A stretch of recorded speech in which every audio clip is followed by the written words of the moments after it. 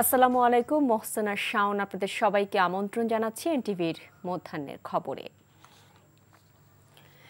ইসকনের হামলায় নিহত আইনজীবী সাইফুল ইসলাম আলিফের প্রথম নামাজের জানাজা চট্টগ্রাম আদালত প্রাঙ্গণে অনুষ্ঠিত হয়েছে। আর দ্বিতীয় জানাজা অনুষ্ঠিত হয় জমিয়াতুল ফালা মসজিদ ময়দানে। জানাজায় স্থানীয় সরকার উপদেষ্টা হাসান আরিফ, ছাত্রনেতা সার্জিস আলম, হাসনাত আবদুল্লাহ সহ অংশ নেয় বিপুল সংখ্যক মানুষ। বিকেলে লোহাগাড়ায় গ্রামের বাড়িতে তাকে দাফন করার কথা রয়েছে। এদিকে আলিফ হত্যার প্রতিবাদে আজ চট্টগ্রাম আদালতে কর্মবিরতি পালন করছেন আইনজীবীরা। তারা হত্যাকাণ্ডের সুষ্ঠু বিচার দাবি করেছেন। চট্টগ্রাম থেকে শামসুল হক হায়দুরীর পাঠানো রিপোর্ট। সাইফুল ইসলাম আলিফের নিথর দেহ আনা হলো আদালত চত্বরে। গতকাল সকালেও আদালতে ছিল তার পদচারণা। তরুণ আইনজীবী হিসাবে সবার কাছে প্রিয় ছিলেন আলিফ। লাশের ফ্রিজিং ভ্যানে রাখা হলো মরদেহ। দেখতে ভিড় করেন দীর্ঘদিনের সহপাঠীরা, অনেকে কান্নায় ভেঙে পড়েন। আদালত চত্বরে তার প্রথম নামাজে জানাজা অনুষ্ঠিত হয়। জানাজায় অংশ নেন স্থানীয় সরকার উপদেষ্টা হাসান আরিফ সহ নানা শ্রেণী পেশার মানুষ। পরে জমিয়াতুল ফালাহ মসজিদে হয় দ্বিতীয় জানাজা। এটা নিজেরা আইন হাতে নিয়েছেন, এই বিষয়ে একটা মামলা হওয়া দরকার। আর আদালতে যারা কোর্টে গিয়ে প্রেসার করেছেন এবং দরজায় লাথি মেরেছে বলে আমরা শুনেছি, যারা যারা একটার সাথে জড়িত তার একটা মামলা হওয়া উচিত। মঙ্গলবার চট্টগ্রাম আদালতের মূল ফটকের সামনে রঙ্গম সিনেমা হল সংলগ্ন এলাকায় ইসকন সমর্থকদের হামলায় নিহত হন সাইফুল ইসলাম। এই সময় আহত হয়েছেন আরও 15 জন। NTV news desk. এ বিষয়ে জানতে যাচ্ছি চট্টগ্রামে নগরীর ইস্পাহানি মোড়ে আছেন আমাদের সিনিয়র করেসপন্ডেন্ট আরিচ আহমেদ, তার কাছে।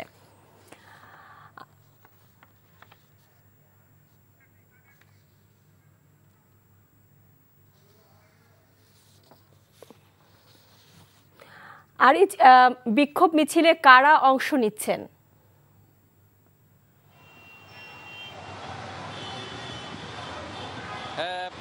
শাওন, দ্বিতীয় জানাজা শেষ হয়েছে একটু আগে চট্টগ্রামের জমিয়াতুল ফালা মসজিদ ময়দানে। সেটি ছিল সাইফুল আলম আলিফের যেই জানাজাটা, দ্বিতীয় জানাজার নামাজটি স্মরণকালের একটি সর্ববৃহৎ হিসেবে বলছেন সংশ্লিষ্টরা।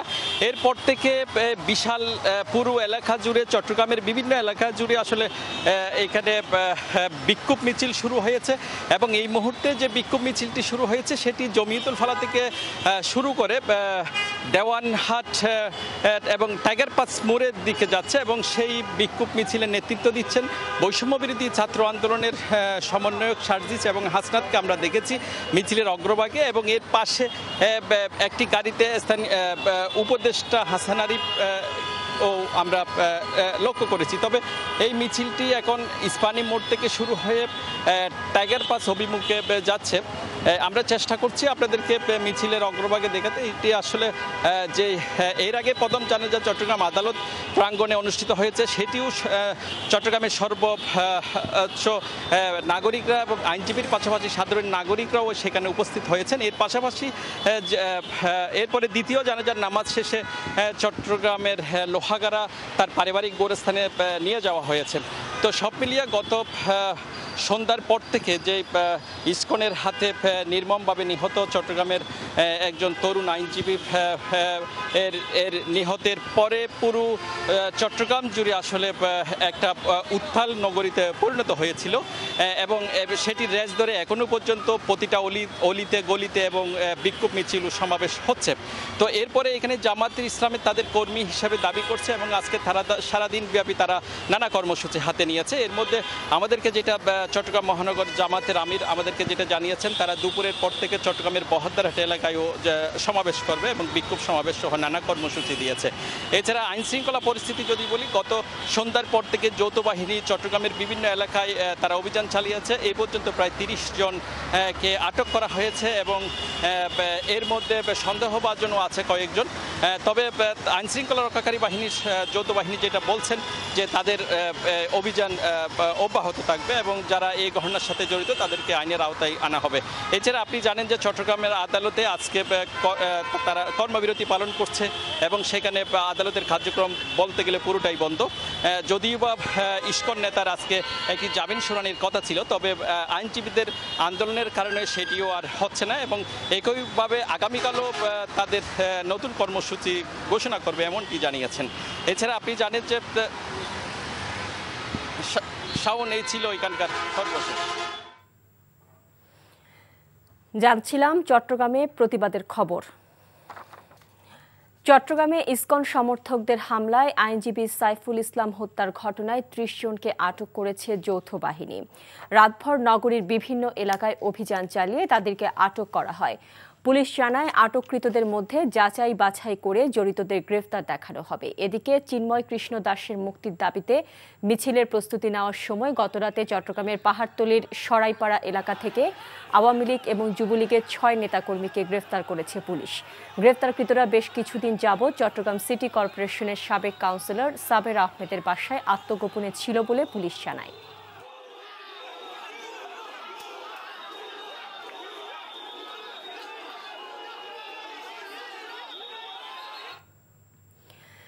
ইসকন নিষিদ্ধ এবং আইনজীবী সাইফুল ইসলাম হত্যার বিচারের দাবিতে দেশের বিভিন্ন স্থানে বিক্ষোভ মিছিল করছে আইনজীবীরা।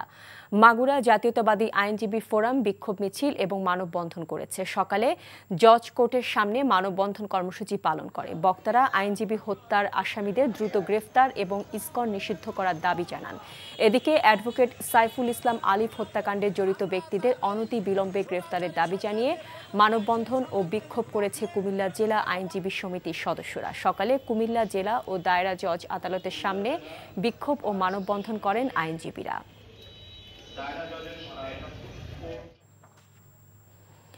এবার যাচ্ছি চট্টগ্রাম কোর্ট বর্জনের খবর জানতে। সেখানে আছেন আমাদের স্পেশাল করেসপন্ডেন্ট শামসুল হক হায়দরি।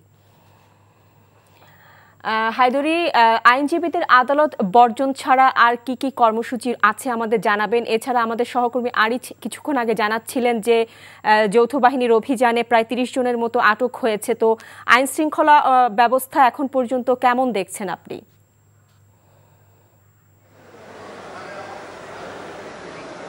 হ্যাঁ শাওন, আমি আছি চট্টগ্রাম আদালত ভবনে। আমি এখানে সকাল থেকে এখানে ছিলাম। আমরা এর আগে জানিয়েছি যে নিহত আইনজীবী সাইফুল ইসলামের প্রথম জানাজাটি চট্টগ্রাম আদালত ভবন চত্বরেই অনুষ্ঠিত হয়েছে। সেখানে একজন উপদেষ্টা এবং আইনজীবী সমিতির কর্মকর্তা সহ সকল আইনজীবীরা এখানে এবং সাধারণ মানুষও এখানে অংশগ্রহণ করেছিলেন। এক কথায় একটা বিশাল একটা জানাজা এখানে অনুষ্ঠিত হয়েছে। তো এখান থেকে জানাজা শেষ করে তারা দ্বিতীয় জানাজা করেছে জমিয়তুল ফালাহ। এবং জানিয়ে রাখি যে আজকে 3টি জানাজা এখানে অনুষ্ঠিত হবে শহরে, যে বেলা 2টায় এখানে নিউ মার্কেট মোড় এলাকায় একটি জানাজা হওয়ার কথা রয়েছে।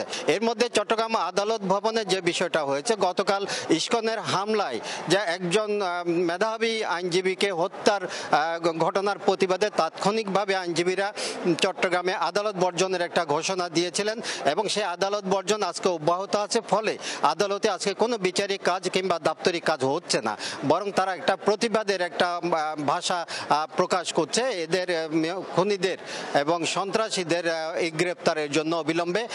এখানে শুধু হত্যাকাণ্ড নয়, এখানে ব্যাপক ধ্বংসযজ্ঞ চালিয়েছে ইসকনের সমর্থকরা এবং তারা বিপুল সংখ্যক গাড়ি ভাঙচুর করেছে। এখানে আইনজীবীদের গাড়ি বেশিরভাগ এবং কিছু কিছু মক্কেলদের গাড়ি, বিচারকদের গাড়ি।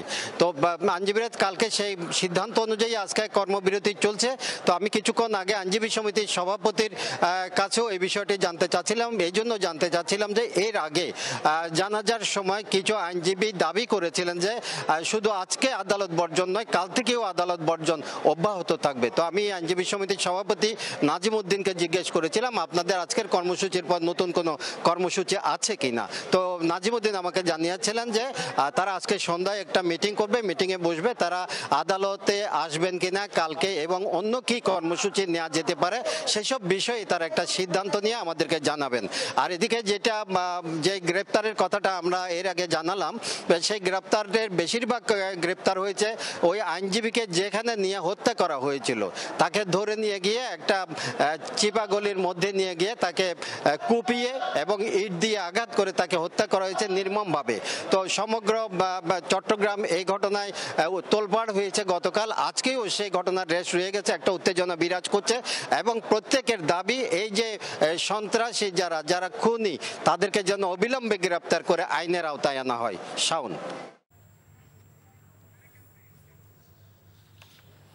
জানছিলাম চট্টগ্রামের সর্বশেষ খবর।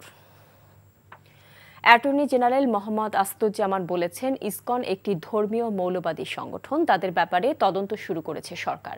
সকালে হাইকোর্টে এক আইনজীবী ইসকন প্রসঙ্গে আদালতের দৃষ্টি আকর্ষণ করলে একথা বলেন অ্যাটর্নি জেনারেল।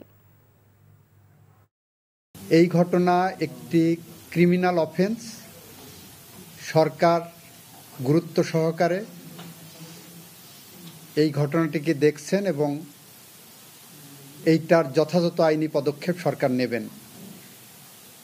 এই সংগঠন রেজিস্টার্ড কিনা, এই সংগঠন নিষিদ্ধ হবে কিনা, এই সংগঠনের বিরুদ্ধে কি কি ব্যবস্থা নেওয়া হবে, এই সংগঠনের অস্তিত্ব কি, এই সবগুলো বিষয় সরকারের পলিসি ডিসিশন এবং সরকার এটা খোঁজ খবর নিয়ে যথাযথ আইনিভাবে এটাকে দেখবেন। সব কিছু আদালতের সামনে এসে সুমোটো নিষিদ্ধ করতে হবে। এই প্রক্রিয়ার সাথে আপনাদের জুডিশিয়াল রিভিউয়ের যে অ্যাকশন সেটা যাওয়া উচিত না বলে আমি মনে করি।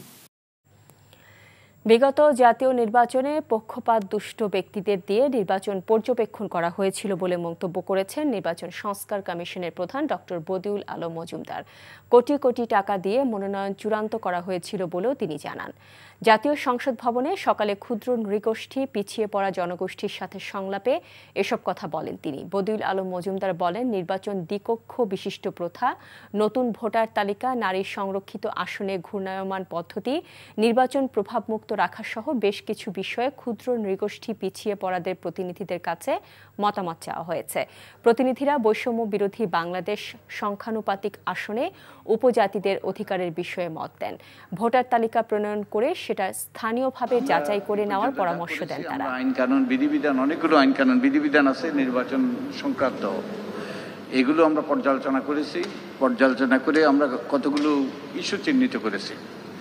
যে ইস্যুগুলো সম্পর্কে আপনাদের মতামত চাই। আমরা যেই সুপারিশগুলো করব, এই সুপারিশগুলো যেন আপনাদের এদেশের জনগণের, এদেশের নাগরিকদের, সর্বস্তরের নাগরিকদের, প্রান্তিক নাগরিক থেকে শুরু করে সকল স্তরের নাগরিকদের মতামত আমরা নিয়ে বিবেচনা করে আমরা এই সুপারিশগুলো পেশ করব সরকারের কাছে। আশুলিয়ায় পাওনা টাকা আদায়ে দ্বিতীয় দিনের মতো অবস্থান নিয়ে অবরোধ কর্মসূচি পালন করছেন লেনি ফ্যাশন এবং লেনি অ্যাপারেলস কারখানার শ্রমিকরা। এতে চরম দুর্যোগের শিকার হচ্ছেন নবীনগর চন্দ্রা মহাসড়ক ব্যবহারকারীরা। সকাল থেকে ডিইপিজেড এলাকায় নবীনগর চন্দ্রা মহাসড়ক অবরোধ করে শ্রমিকরা দ্বিতীয় দিনের মতো এই অবস্থান কর্মসূচি পালন করছেন। শিল্প পুলিশ ও বেপজা কর্তৃপক্ষ সময় চেয়ে দফায় দফায় শ্রমিকদের বুঝিয়ে সড়ক থেকে সরানোর চেষ্টা করেও ব্যর্থ হয়। অবরোধের ফলে সড়কের উভয় পাশে কয়েক কিলোমিটার যানজটের সৃষ্টি হয়েছে। এতে চরম দুর্ভোগে পড়েছেন সাধারণ মানুষ। এই ছিল মধ্যাহ্নের খবরে। এই খবরের ভিডিও সহ আপডেট জানতে ভিজিট করুন এনটিভি অনলাইন www.ntvbd.com। এছাড়াও এনটিভি জনপ্রিয় সব অনুষ্ঠান ও খবরের আপডেট জানতে ভিজিট করুন আমাদের ইউটিউব ও ভেরিফাইড ফেসবুক পেজ। 2টায় দুপুরের খবর দেখার আমন্ত্রণ রইল। এতক্ষণ সাথে থাকার জন্য সবাইকে ধন্যবাদ।